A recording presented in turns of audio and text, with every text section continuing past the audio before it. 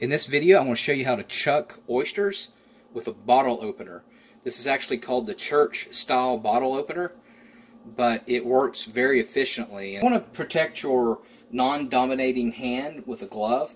What you want to do when you're opening up an oyster, a lot of people think, hey, you want to open from the lip part, but actually you want to open up from the hinge part, which is right here.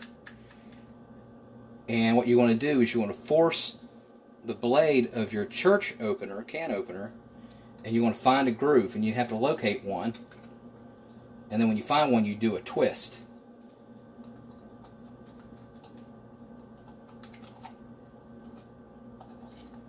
If you have to go on the side, that's fine to start. As you can see there, I can feel it moving. Look at that. Let's try a little bit more.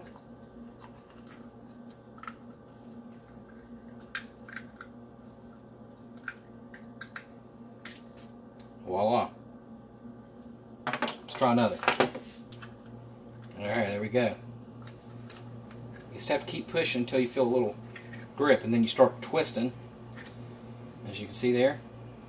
It's just basically one little small hinge that holds it. Look at that. Boy, that looks yummy.